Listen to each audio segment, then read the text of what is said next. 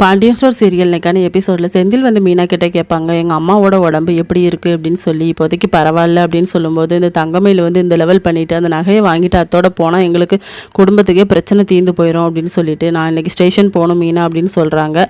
சரி நானும் இன்றைக்கி வேலைக்கு லீவ் போட்டு போகணும் அப்படின்னு சொல்லிட்டு இவங்க வந்து செந்தில்கிட்ட பேசிகிட்டு இருக்காங்க.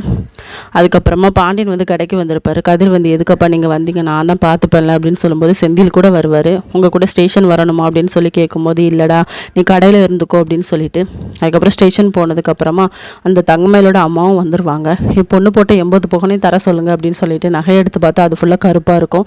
அப்போ இவங்க வந்து ஏமாற்றிட்டாங்க, இவங்க பையனுக்கு வந்து கவர்மெண்ட்டில் வேலை வாங்கி கொடுத்தாங்க, அப்போ இதை விற்று தான் வாங்கி கொடுத்துட்டாங்க, ஃப்ராடு குடும்பம் அப்படின்னு சொல்லும்போது, அப்படிலாம் ஏமாற்றணும்னு அவசியம் கிடையாது அப்படின்னு சொல்லி மீனாக்கும் கோவம் வந்துடும்.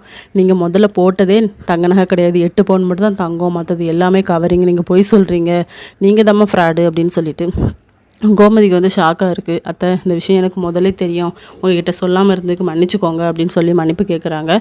இதோட இன்னைக்கான எபிசோட் முடியுது.